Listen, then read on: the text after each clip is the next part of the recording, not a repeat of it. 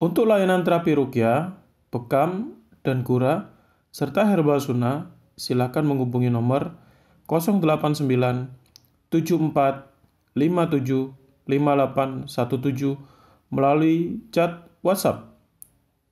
Untuk menjadi peserta pelatihan bekam sunnah resmi bersertifikat PBI nasional, silakan menghubungi nomor 089 77 57 5817 melalui chat WhatsApp.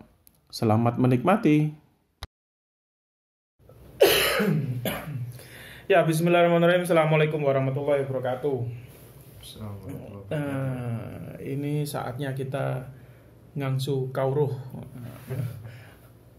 mencari ilmu, belajar dari salah satu narasumber. Dahsyat ini narasumber. Ya.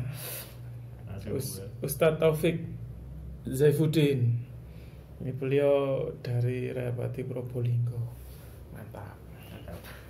Ini salah satu pecinta dan praktisi ruqyah syariah, insyaallah. Demikian. Ustadz. Ya. Banyak yang kalau saya ada orang banyak yang datang dan bertanya, saya ini punya penyakit yang dibilang unik, yaitu kalau tidur sulit. Kadang kalau sudah lewat jamnya, misalkan jam 9 ngantuk, tapi kalau sudah lewat jamnya itu gak ngantuk maneh. Nek wis lewat jame iku wis ndak ngantuk lagi. Akhirnya mecicil sampai jam 12, jam 1, sampai akhirnya ya begitu yang terjadi. Akhirnya dan itu berlangsung lama, berkelanjutan, tidak dalam tempo yang satu atau 2 hari, tapi banyak hari. Dan yang ngeluh itu banyak gitu, mulai dari anak-anak muda sampai yang sepuh-sepuh. Nah, itu gimana pengalaman antum ketika menemui hal yang demikian? Kan antum sudah bahas itu di radio, salah satu radio di Probolinggo. Siap. Masya Allah. Ya, monggo. Ya, alhamdulillah ya. Kita langsung saja ya. Jadi kalau kasus seperti itu secara pengalaman itu perlu dirincikan. Dirinci? Iya. Jadi banyak orang yang gak bisa tidur, masalahnya dia main HP. Ini kan beda kasus. Berarti yang menyebabkan dia tidak bisa tidur adalah dia main HP. Oh, HP. Oke. Jadi kan banyak, jadi keluhan-keluhan itu perlu dirincikan dulu seperti apa. Ya. Tapi kalau secara keseluruhan tidak bisa tidurnya itu natural, jadi bolak kanan bolak kiri sudah diem, ya kan, sudah nggak pegang HP, lampu sudah mati tapi masih belum bisa tidur, itu secara umum yang saya pribadi ketahui itu ada masalah di hati biasanya. Hati, kolbunya gak tenang. Oh, hatinya gak tenang. Berarti ada yang dipikirkan. Iya. Ada yang ganjel. Ada yang ganjel, ada yang dia simpen. Ada yang terpendam. Atau mungkin ada problem yang belum terselesaikan. Oh, mangkel nggak sampai. Mangkel bisa jadi. Oh, bisa jadi. Mangkel bisa jadi, terus bingung karena mungkin mau bayar utang nggak ada, bisa juga. Oh ya, bayar hutang nggak ada, kepingin disuruh rabi, ditekan sama wong tuane rabi, durung ono jodone. Akhirnya bingung ndolek jodoh ya apa. Gedebak. Ngelamar kerja udah maksimal tapi gak kerja. Oh iya, lamar kerja, apalagi dengan kondisi kayak gini ya. Iya, betul. Ekonomi yang hancur. Jadi banyak sih sesungguhnya penyebabnya di situ. Penyebabnya banyak. Iya, jadi kalau saya mau iseng simple gitu kan. Ya kita cuman kalau memang keluhannya begitu, saya tanya. Sekarang kalau baca Quran gimana? Rata-rata jawabannya ngantuk. Jadi ketika membaca Al-Quran ngantuk. Ngantuk. Baca Qurannya gimana? baca Al-Quran sudah biasa. Biasa. Seperti biasa. membaca Al-Quran, membaca buka mushaf, Baca ya apa? baca ngantuk pasti. Ngantuk pasti. Iya. Oh. Jadi saya kalau suka iseng ya wes resepnya baca Al-Quran. Baca Al-Quran. Itu resep iseng-isengan. Iseng. Nah, Kenapa kok bisa gitu, Ustaz? ya memang kan kalau kita mau beribadah pasti kan setan mengganggu di situ. Berarti konteks ibadahnya adalah membaca Al-Quran ya. Ya bisa. Dan tapi kalau dengan kondisi begitu kan orang-orang kan, oh iki aku takon tenanan kok ngono. Mosok di resepin ngene. Dipikirnya itu iseng. Dipikirnya iseng. Padahal itu real. Dahsyat. Dahsyat. Apalagi kita buka Al-Baqarah. Wah. Al-Baqarah. Alif lam mim selembar itu sudah Ngantuk. gitu. Ngantuk. Itu yang kita ketahui. Iya. Kita ketahui di situ. Karena Al-Baqarah itu katanya Kanjeng Nabi ketika kita membaca Al-Baqarah di suatu rumah maka setannya akan pergi kan ngoten. Iya, Ya, bisa jadi berarti setan itu adalah diri kita atau rumah. Rumah itu bisa jadi rumah sesungguhnya yang kita tempati atau diri kita. Kalau yang secara masalah keluhan tidur itu secara umum kebanyakan itu masalah diri. Diri ya. Diri. Berarti sebenarnya kan ya hati lagi kembali. Kembali ke situ lagi. Oh iya, hadis Rasulullah kan juga ngendikan kayak pengen ayo matine ya baca Al-Qur'an, Zikir ya. zikir, Ya. perbanyak zikir. Dan zikir Al-Quran adalah zikir yang terbaik.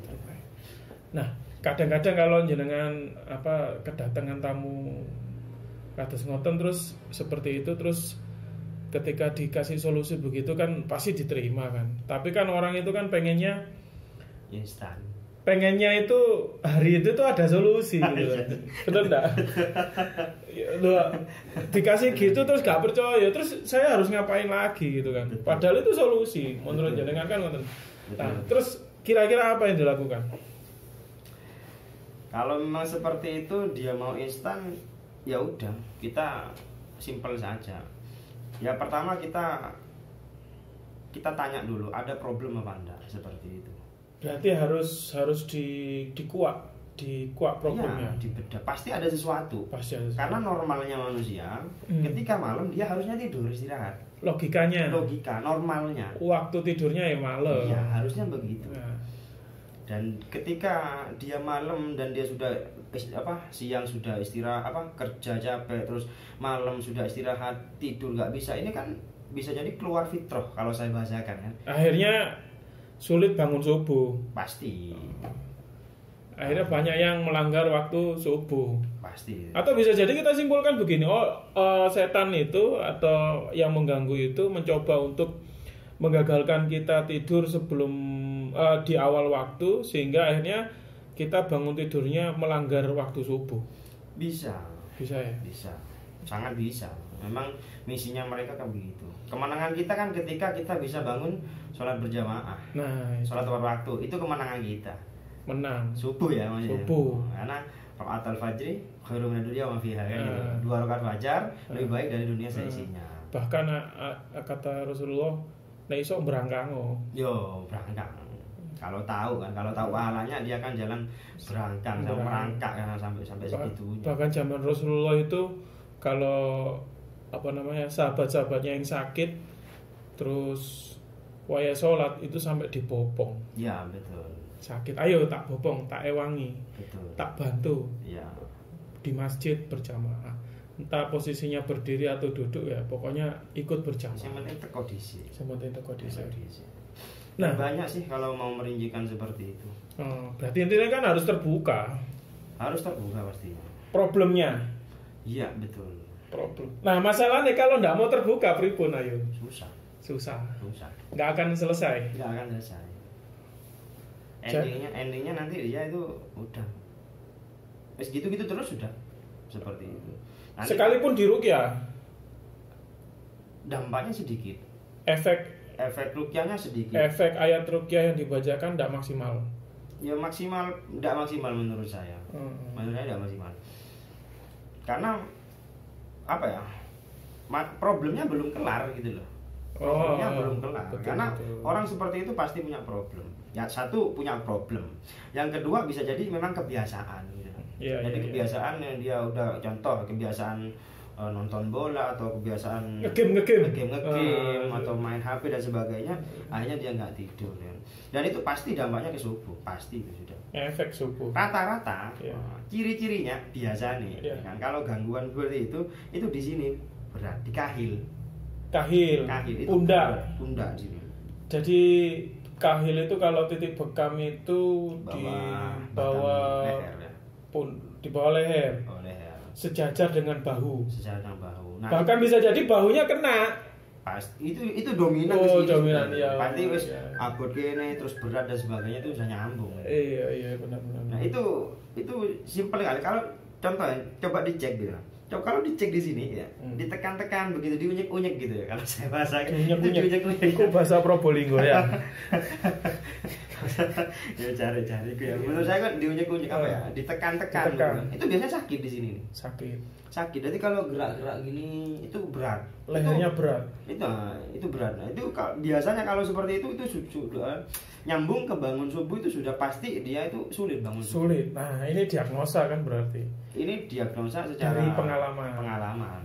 Rata-rata, saya contoh ada keluhan gitu. Saya begini, saya susah bangun subuh. Oke, coba ditekan sininya sakit enggak? Sakit. Nah, itu ditekan-tekan gini-gini aja, belum dibacakan apa-apa biasanya gelegean. Sendawa biasanya. Nah, wong Jawa berarti masuk angin. Bukan ya? Bukan ya? sesungguhnya.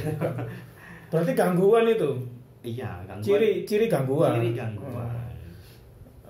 Gitu ya, berarti nanti ditekan-tekan di sini itu biasanya dia tuh sendawa sendiri. Ya, meskipun ditekan sendiri. Ini temuan ini. Itu contoh aja. Ya. Jadi secara pengalaman di situ. Secara pengalaman. Pokok kalau gampangnya, mudahnya adalah ketika susah bangun tidur coba dicek di sini. Dicek. Kalau ada berat pundaknya bisa ditepuk-tepuk atau mungkin unyek-unyek ditekan-tekan. Diuyel-uyel. Ini bahasanya Jawa diuyel. Iku mang Probolinggo diunyek-unyek. Diunyek-unyek ya, Mas. Ya, jadi seperti itu nanti pasti kalau ada sakit udah itu gangguan di situ. Itu mudah sekali di situ. Sekalipun dipijet gak sembuh ya. Ngapunten ya. Sekalipun dibekam itu enggak bisa. Nah, itu. Sekalipun dibekam gak ngefek. Itu mungkin ringan, lebih ringan. Saat itu. Tapi setelah itu sorenya atau besoknya kambuh lagi. Gitu. Jadi bukan karena banyak kurang minum air putih yo. Kurang minum air putih ya?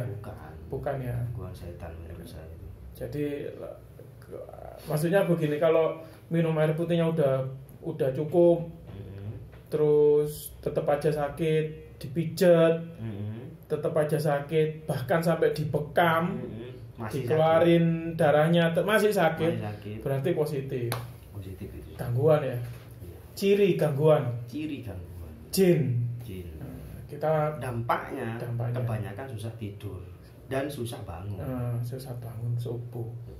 Itu adalah efek daripada adanya jin itu tadi. Nah, ini sebenarnya tadi kita belajar untuk mengidentifikasi. Ya. Terus solusinya gimana? Ruqyah. Solusi yang spesifik apa sing iseng-iseng dhisik? Iseng. Gak apa-apa. Siap. Kalau tapi iseng yang serius loh ini. Siap. Ojo iseng gak serius. Siap. Jadi isengnya itu begini. Kalau makanya solusi paling gampang simpelnya diunyek-unyek di sini. Diunyek-unyek. Ya, itu yang pertama. Itu langsung muntah biasanya. Enggak. Sendawa. Muntah jarang, paling sendawa. Oke. Tapi kalau nanti itu bisa kalau ketika itu pas sambil dipegang-pegang begini terus dibacakan ayat, itu biasanya ada mual. Ayat Al-Qur'an. Ya, itu. Apapun. Sembarang. Al-Fatihah enggak apa-apa kan? Sakarep wis. Al-Ikhlas, Al-Falaq, Anas, ayat kursi, 3 kul ya? 3 kul bisa. Kulhu, Qul binas, Al-Falaq. Qul bil falaq. Enteng gak jane ya? Mudah sekali. Yang penting mau belajar bisa. Terus dibacakan bisa sambil mual itu. Biasanya mual. Nah, kalau pagi itu sampai muntah. Saya muntah. Makanya harus siap kresek berarti yo. Iya, itu perkakas itu. Perkakas wajib. Atau tisu juga sama. Tapi jangan pakai kresek yang wis sambu ya, sing kiloan itu ndak iso. Pas tambah banyak. Itu muntahnya karena kresek ya. Itu cara ya. Iya. Ada lagi cara kalau punya. Itu 2 kan, yang ketiga. Enggak, yang ketiga, kalau punya shower, ya kan? Shower. Kalau punya shower. Jadi atau keran yang ada selangnya, Iya. itu digrojokin. Oh, digrojokin. Disetel, dinyalakan. Dinyalakan, ya kan?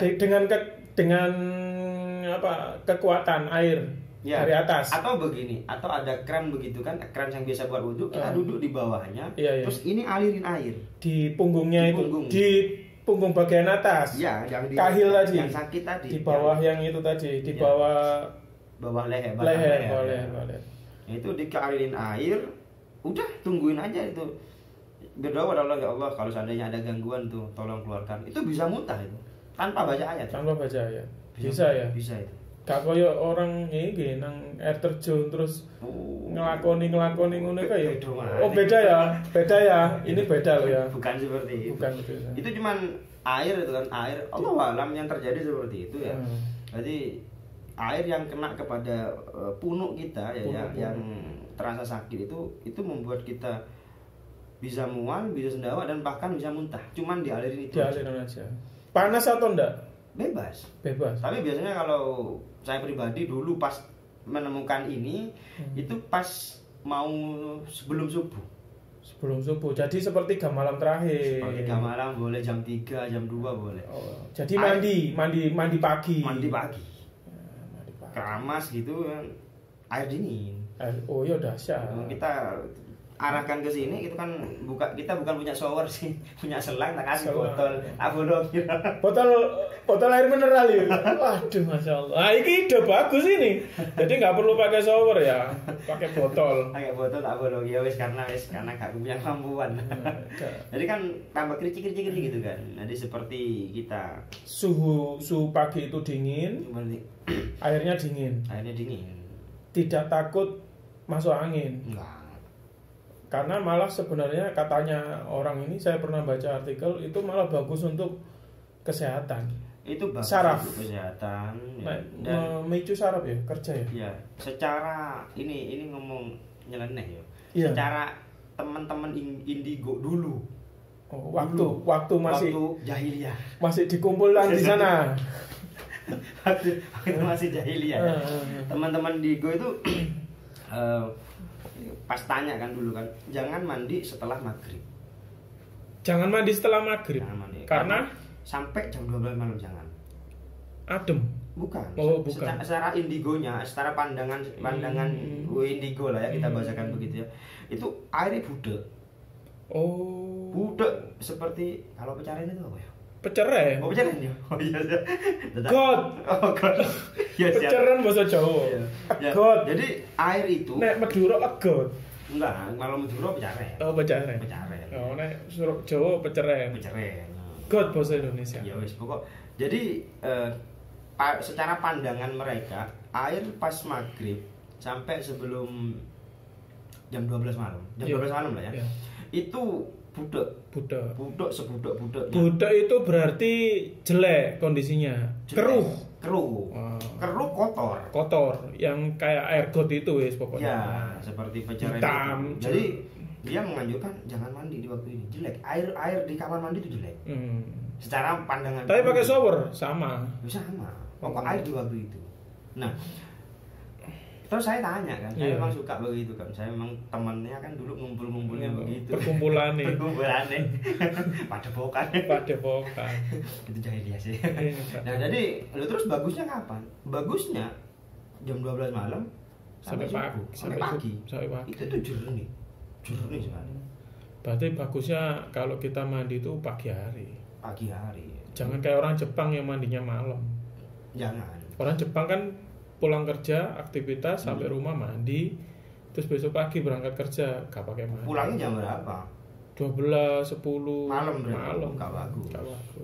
Dan secara banyak kan juga seperti artikel-artikel yang menjelaskan mandi di jam itu juga gak bagus gitu loh. Jam maghrib sampai jam 12. Iya. Bagusnya memang antara malam pertengahan malam sampai pagi itu bagus. Jadi sebenarnya kalau mau melakukan yang ketiga tadi, ya, dipaksa mandi yang di pagi hari tadi sebelum subuh. Berarti kita harus memaksakan diri kita untuk bangun subuh. Iya. Wajib. Itu pertama, itu 3 hari begitu nanti bisa bangun subuh tanpa apa ya, tanpa rukyah itu. Tanpa rukyah. Coba kalau nggak percaya. Iya. Nanti cuman digrojokin itu atau belajar mandi sebelum subuh. Ya kalau mandi sebelum subuh terus habis itu belum masuk subuh ya jangan tidur. Ah ini kadang-kadang kan orang cuma cukup mandi nedo. Mandi nedo. Keliru. Karena itu tapi harus sampai subuh. Iya. Bahkan sampai subuh nggak boleh mandi. Sampai subuh nggak boleh mandi. Pada subuh nggak boleh nggak boleh tidur. Iya, Nggak boleh mandi. Jangan tidur. Nggak boleh tidur. Sampai pagi jam 6-an gitu Anda boleh tidur. Nah, terus iki ada lagi yang iseng-iseng ini. 3 lo iseng ini. 3 nggak ada. Udah, oke, iseng ini. Ini iseng-iseng ya. Nah, tapi serius tuh. Lo cari emang iseng. Iseng tapi benar. Tapi gitu. benar. Maksudnya bisa direalisasikan. Oke, siap. Nah, akhirnya yang serius. Serius. Yang serius ada berapa ini? Yang serius itu kalau simple ya dirukyah. Sederhananya datang ke perukyah, sampaikan keluhannya, harus disampaikan keluhannya ya, dan nanti pasti kan di perukyah pasti tanya kan problemnya apa, pasti ditanya, ngomong apa adanya ya. Sebab itu kalau intinya begini, kalau kamu susah tidur dan itu salah kan gitu kan, karena dan saya bahasakan itu adalah perbuatan setan pasti, karena itu menyelisih sunnah gitu loh. Dipengaruhi setan pasti itu karena ada setan yang membisiki, mempengaruhi. Karena ada pintu masuk bagi setan. Ada pintu masuk. Mungkin anak gelisah ya, udah masuk setan. Jadi gelisah itu jadi pintu masuknya setan. Iya, betul. Marah-marah jadi pintu masuk. Dendam. Yang kaitannya sama hati-hati tadi. Hati, jengkel, suudzon, semua sudah keburukan hati. Itu pasti jadi pintu masuk. Siap. Dan itu dan itu pasti nanti intinya gini, gangguan setan pasti menyelisih sunnah, pasti itu sudah. Jelas ya. Jelas itu sudah. Apalagi sholat subuh wajib bukan sunnah lagi itu. Wajib. Targetnya ke situ. Dan lucunya dulu kembali jahiliyah lagi ya. Teman-teman pas kita ngumpul dengan teman-teman yang indigo, teman-teman yang punya ilmu, itu gak tidur malam-malam. Kalau malam gak tidur? Gak tidur. Terus tidurnya kapan? Melekan nih. Sampai pagi? Tidurnya kapan? Jam 3. Jam 3 pagi. Subuh kawaran pasti guys. Pasti. Nah, berarti solusi ya jangan bergaul dengan orang yang demikian. Berarti itu tidak bagus. Nggak bagus itu. Secara kesehatan juga nggak bagus. Secara kesehatan nggak bagus. Iya, nanti nanti kan targetnya wah luar biasa itu. Targetnya pasti itu menyalahi syariat pasti. Contoh bangunnya siang. Itu masih akhirnya kehalang sholat. Kehalang bangun, akhirnya nggak bisa kerja. Bisa jadi telat sekolah, telat masuk kerja, ya kan? Betul. Terus misalkan aktivitas di sekolah dan di tempat kerja gak maksimal. Gak bisa. Ngantuk. Banyak. Capek. Iya.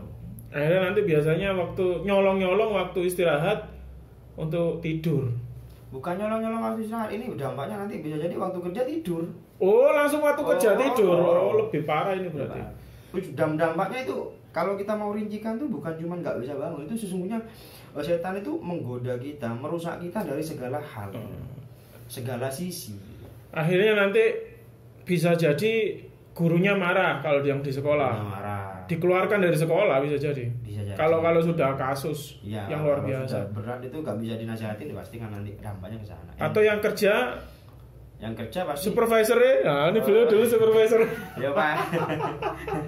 Ya makanya saya bisa ngomong karena begitu kasusnya. Akhirnya supervisor marah, catatan SP1, SP2, SP3 out. Akhirnya geger sama keluarga. Bisa jadi istrinya marah-marah karena pendapatan. Endingnya apa caranya bisa jadi? Bisa. Dan satu sisi kalau memang tidak ditemukan oleh pemimpinnya di kantor, ya itu kan haram kan. Karena waktu kerja dia pakai untuk tidur. Korupsi waktu. Nah, itu masuk haram. Contoh tidur setengah jam, ya setengah jamnya kan haram yang dia dapat. Dan itu menghilangkan berkah-berkah di rezeki pasti. Keberkahan rezeki pasti hilang. Nah. Jadi secara contoh hitung-hitungan lah gaji 2,5 gitu kan. Harusnya cukup, itu bisa nggak cukup itu. Karena nggak berkah. Ya, seperti jadi efeknya efek dari telat bangun saja. Banyak sekali. Itu efeknya bisa begitu ya. Dan itu nggak cukup di situ setan, jadi itu terus dibuntutin kita terus itu. Sampai terus intinya kita itu melanggar apa ya, perintah-perintah Perintah. agama, syariat pasti dilanggar. Ketika bekerja kan harusnya bekerja, kita bikin tidur. Iya. Udah nggak cukup di situ, ketika kita punya gaji kan pasti haram itu. Udah ya dimasuk haram dan sebagainya. Ending-endingnya seolah-olah ada juga ini akhirnya endingnya menyalahkan Allah. Kenapa kok Allah tidak adil dengan saya? Ada yang seperti itu. Ada yang seperti itu. Jadi inilah efek dari susah tidur ya. Iya, saya itu. Susah tidur. Nanti bisa minta ruqyah, bisa ruqyah mandiri. Ruqyah mandiri. Ya. Ruqyah mandiri bagaimana berarti? Yo ya yang simpel-simpel saja. Yang kita baca 3 kul terus usapkan ke sini, ketiupkan telapak tangan, usapkan ke seluruh badan. Setiap selesai sholat. Setiap habis sholat, nanti sebelum tidur, makin banyak makin bagus. Makin banyak Makin bagus. Itu kalau Al-Qur'an. Pengulangannya, kapannya, waktunya seperti itu. Atau baca Al-Baqarah. Oh, itu Ajos itu kalau saya ngomong tuh itu biasanya nggak dilakukan. Karena berat. Karena itu level berat menurut saya. Karena ada yang WA sama saya. Gimana itu? Kasusnya sama, nggak bisa tidur terus saya langsung ya karena WA ya, karena ndak ini. Akhirnya saya sarankan ya coba baca surat Al-Baqarah. Terus? Lu malah nantang, ada lagi amalan yang lain. Saya lo ndak yakin kalau melakukan, tapi kan nantang yang lainnya gitu. Dia pikir itu enteng apa? Lakukan, berarti melakukan dulu ya intinya begitu. Baik, itu adalah pengalaman dari menangani kasus sulit atau susah tidur. Nah, bagaimana itu terjadi sama kita ya berarti kita harus menyelesaikan dan mencari problemnya dan ruqyahlah diri kita baik dibantu sama orang lain maupun meruqyah secara mandiri. Intinya problemnya harus selesai dulu. Baik, itu saja. Kita jumpa dengan pembahasan berikutnya. Assalamualaikum warahmatullahi wabarakatuh. Assalamualaikum warahmatullahi wabarakatuh.